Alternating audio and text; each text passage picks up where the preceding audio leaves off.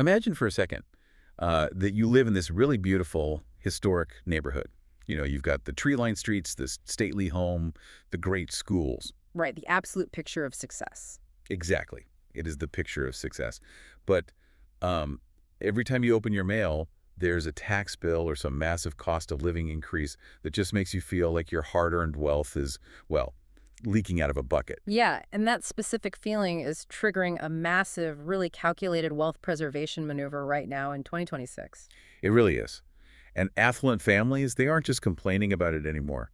They are executing this hyper-specific strategy called suburban arbitrage. Right, they are strategically relocating to slash their living costs. And doing it without giving up, a single ounce of their luxury lifestyle. It's a remarkable shift in how we view primary residences, honestly, because for decades, the assumption in certain high-premium zip codes was just that exorbitant carrying cost were the unavoidable price of admission. Right, you just have to pay to play. Exactly. But the math to maintain that lifestyle is becoming increasingly punishing.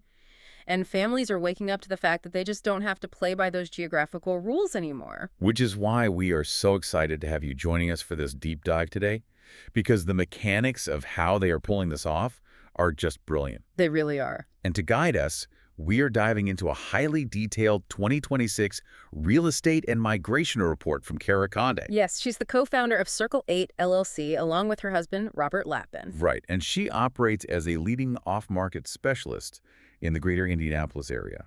Her report is titled From Hinsdale Prestige to Zionsville Jackpot. It's a great title. It really catches your attention. And the mission of today's deep dive is to look past the superficial moving trends and, really tear down the hard math of these off-market strategies that are making these cross-state moves possible. Which is crucial, because looking at standard public market data just won't give you the full picture here. No, not at all. We need to understand the underlying mechanisms, like the exact financial levers being pulled that allow a family to completely reset their financial trajectory. While actually upgrading their day-to-day life. Okay, let's unpack this. We should start with the core concept.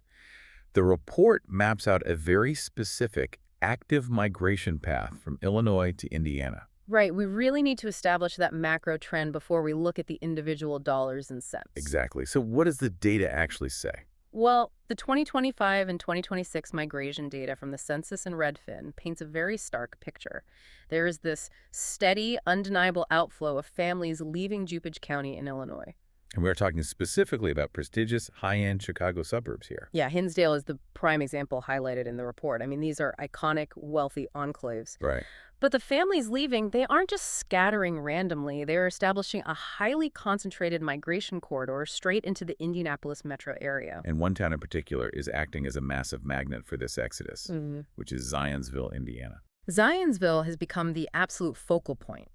And the driving forces behind this are rooted in aggressive financial pressure. It always comes down to the money, right? Always. Families in places like Hinsdale are trapped under these sky-high property taxes. A standard luxury home there carries a property tax burden of $15,000 to well over $22,000 annually. Wow. Over $22,000 just in property taxes. Right.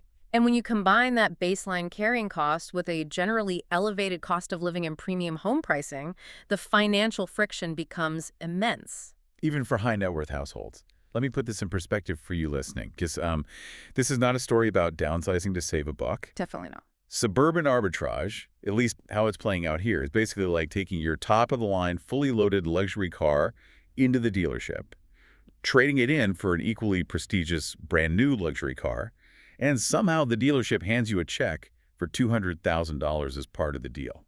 If we connect this to the bigger picture, that analogy hits the nail on the head. It's crazy, right? Yeah, it is. Because this isn't just a trend about buying a new house. This is a highly calculated wealth preservation strategy.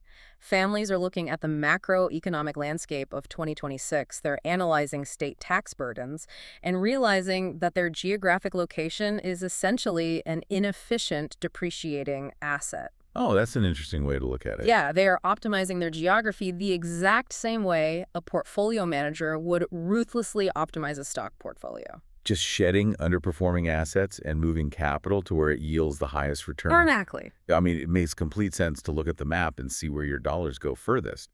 But I have to push back here on behalf of anyone listening who might be a little skeptical. Sure, go ahead. It is easy to look at historic downtowns and A-plus schools on a glossy brochure and just assume you're getting an equivalent experience. But if you are moving from a legendary, prestigious Chicago suburb like Hinsdale, there has to be a catch. You'd think so, right? Yeah, I mean, are these families just sacrificing elite public schools and that classic walkable neighborhood vibe? Are they basically just trading their kids' education for a state tax break? That is the most common hesitation by far, but Cara Conde's data dismantles that assumption piece by piece. Okay, let's hear it. Education is the ultimate deal breaker for affluent families, right? They simply will not compromise on it. And the data here proves what the report calls education parity. And in many metrics, it's an outright upgrade. An upgrade? Really? Yes. Zionsville Community Schools rank as the #3 school district in the entire state of Indiana, according to Niche's 2026 rankings. They carry an A+ overall rating. Okay, being #3 in the whole state is massive. That completely neutralizes the fear of a downgrade. And it gets better. They actually feature the #1 ranked teachers in the state of Indiana. Wow, #1. Yeah.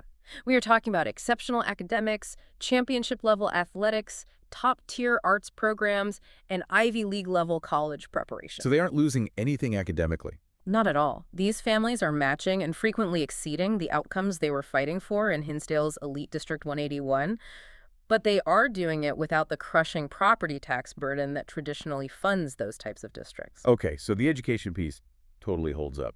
But you can't just replicate a historic, centuries-old town atmosphere on a spreadsheet. Hinsdale is famous for its charm. That's true, but Zionsville delivers on that lifestyle front effortlessly, which is why it constantly ranks as a top 3 place to live in Indiana. What does the town actually look like? The town is anchored by this iconic, brick-paved downtown area. It's lined with boutique shops, independent cafes, and really great farm-to-table dining. Oh, nice. Yeah, it perfectly mimics that highly walkable, village-like atmosphere that buyers fleeing the Chicago suburbs are craving. Right, they want that community feel. Exactly. Furthermore, depending on the specific 2026 metric you look at, Zionsville ranks as either the #1 or top 3 safest city in Indiana. And the recreation factor is huge, too. I know it sits practically next door to Grand Park, which is, well, it's the massive sports capital of the Midwest. Yeah, Grand Park is a massive draw for families. So you have the historic charm, the verified safety, the elite schools, and premier recreation all concentrated in one spot. The lifestyle parity is definitely real. It's very real. So if the lifestyle remains untouched, let's break down the actual mechanics of the transaction. How does this arbitrage mathematically play out when a family finally pulls the trigger? Well, we can trace a real-world scenario directly from the report. Say a family lists and sells their home in Hinsdale for $950,000. Okay. They take that capital, they cross the state line, and purchase a highly comparable luxury residence in Zionsville for roughly $730,000. So right out of the gate, purely on the purchase price discrepancy, they're unlocking over $200,000 in liquid equity. Exactly. Cashing out that Illinois equity and buying into an equivalent lifestyle for substantially less is the initial victory. It's a huge victory. If you break it down to the price per square foot, the mechanism becomes even more obvious. Hinsdale is commanding $250 to well over $300 per square foot. And Zionsville. Zionsville is hovering around a much more rational $230 to $240 per square foot. Capturing a couple $100,000 in instant equity is incredible. But, the ongoing year-over-year savings are what really caught my attention in this report. The recurring savings are the best part. Yeah, because the initial cash out is a one-time event, but the arbitrage pays dividends every single month. It completely alters a household's cash flow. Let's look at the property taxes on those equivalent homes again. The Hinsdale family is writing a check to the county for anywhere from $15,000 to $22,000, sometimes more, every single year. Which hurts every time you write it. It really does. But down in Zionsville, the annual property taxes on that equivalent $730,000 home are about $6,500 to $7,000. That is $8,000 to $15,000 staying in their bank account every single year, just from the property tax differential alone. Right, and then you apply the state income tax mechanism. Illinois levies a flat tax of 4.95%. Okay. Indiana's effective 2026 rate is a flat 2.95%. So you're capturing a full 2% of your entire earned income. Exactly. Plus, add in a documented 14 to 18% lower overall cost of living. Which trickles down into what? Cheaper auto insurance, lower utility rates, and just reduced daily expenses. Everything. The financial relief is staggering. Here's where it gets really interesting. Because you aren't just saving money, you are redirecting it. Right, it's about what you do with the savings. If you take that instant equity of $200,000 and you stack those annual savings of $12,000 to $18,000 right on top of it, you entirely change your family's financial trajectory. I mean, that annual savings alone instantly fully funds a 529 college plan. Or it pays for a month of incredible family travel every summer. Or, it shaves 5 years off your retirement timeline. You are creating margin, and wealthy families understand that financial margin equals behavioral power. I like that. Behavioral power. By trading the inflated high tax premiums of Illinois for the market-aligned values of Indiana, they are reclaiming control over their own capital. They are no longer working 60-hour weeks just to satisfy the local county assessor. The logic is absolutely bulletproof. The schools are elite, the town is gorgeous, the savings are life-changing. But this brings us to a massive practical friction point. Execution. Exactly. If this suburban arbitrage is such a clear mathematical no-brainer, how are buyers actually securing these homes? That's the million-dollar question. Because in 2026, if you just throw a pristine, fairly priced house on the public MLS in a highly desirable town like Zionsville, it is going to trigger an absolute bidding frenzy. It would be chaos. You would get crushed by 20 other buyers and end up overpaying, which completely ruins the math of the arbitrage. That is the exact vulnerability of the strategy. Knowing the math is only half the battle. Right. Executing the transaction without getting dragged into a bidding war and destroying your margin, that is the real challenge. And this is where the source material pivots from a macroeconomic analysis into a highly specific tactical playbook. Because Cara, Conde, and Robert Lappin aren't just observing this trend from the sidelines, right? They're actively facilitating it through Circle 8 LLC. Yes, they are in the trenches. And the key term driving their entire operation is off-market. They are utilizing a proprietary private network to curate properties before they ever see the public light of day. Which is brilliant. I actually think about this the same way dark pools work in institutional stock trading. That is a brilliant way to frame it. Because, in the stock market, if a massive hedge fund wants to buy 1 million shares of a company, they don't just dump that order onto the public stock exchange. No, the market would go crazy. Exactly. If they did, the public would see the massive demand, panic, and artificially drive the price of the stock through the roof before the fund could even finish buying it. Right. So they use dark pools, which are private exchanges where institutional investors trade massive blocks of stock quietly without spooking the public market. It sounds like Conde is doing the exact same thing with residential real estate. She is absolutely building a residential dark pool.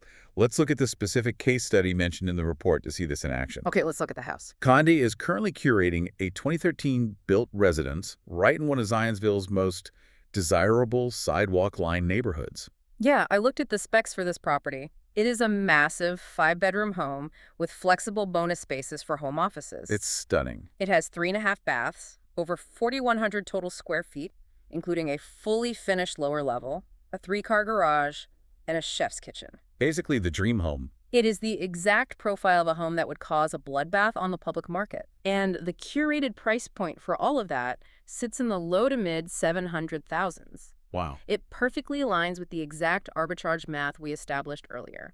The Hinsdale family slides right into this property without a single competing offer. I have to ask the obvious question, just to play devil's advocate for you listening.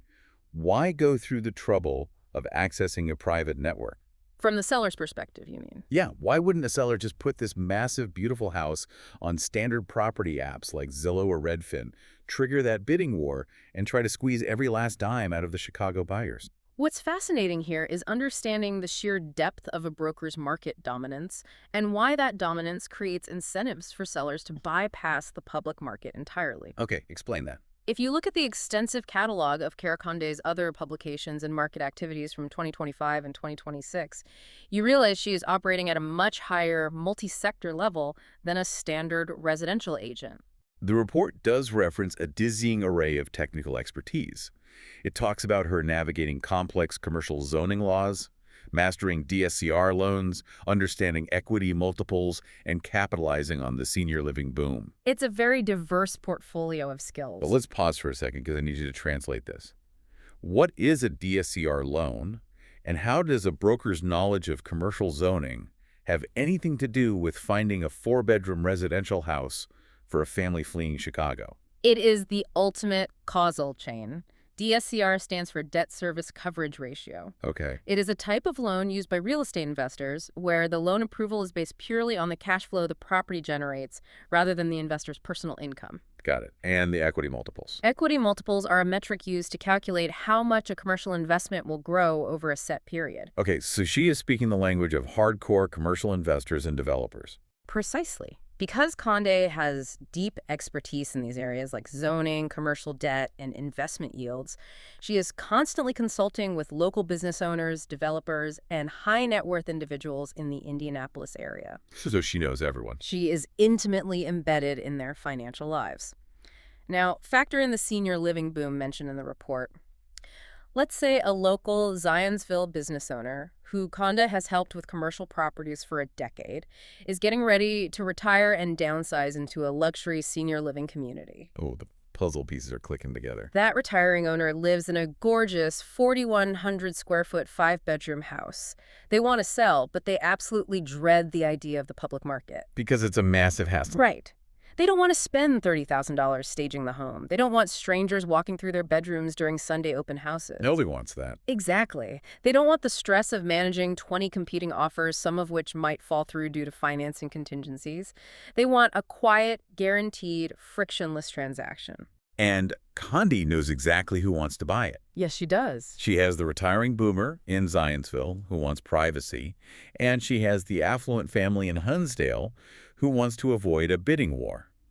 She matches them privately before a for sale sign ever hits the front yard. That is the mechanism of the arbitrage. That is how the dark pool functions. It's incredibly smart. The seller gets certainty and privacy, avoiding staging costs and public stress. The buyer from Hinsdale secures the home at a fair, market-aligned price, completely bypassing the public frenzy that would have eaten into their $200,000 of instant equity. The multi-sector network generates the private residential transaction. Exactly. So what does this all mean? Let's bring this full circle for you listening. The core aha moment of today's deep dive is that suburban arbitrage in 2026 isn't just about moving to a cheaper state. Not at all. It is a proactive, highly strategic wealth maneuver.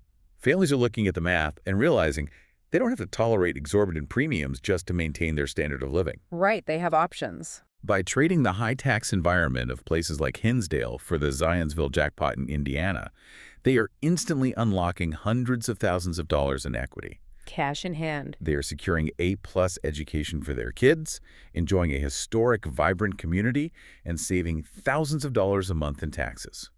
And most importantly, they are executing this through sophisticated off-market channels to protect their margins from the public housing frenzy. It truly is a masterclass in reallocating your geographic assets. But, as we look at the success of this model, this raises an important question for you to consider long-term. Let's hear it.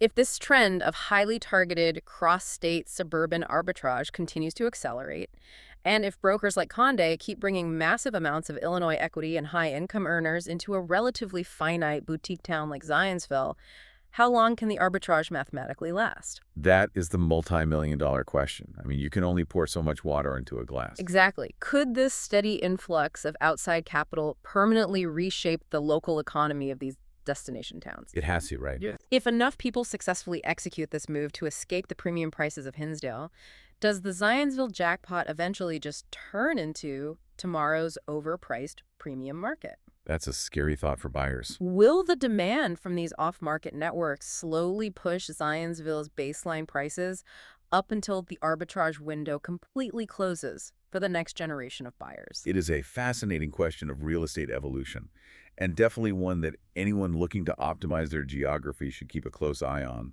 For sure. It really makes you wonder who will be the next Zionsville 10 years from now once this window closes. But until it does, the strategy is proven, and families are clearly taking that metaphorical $200,000 check from the dealer and driving off in the new car. They certainly are. Thank you for joining us for this deep dive. Keep questioning the math around you, look for the hidden mechanisms, and we will catch you on the next one.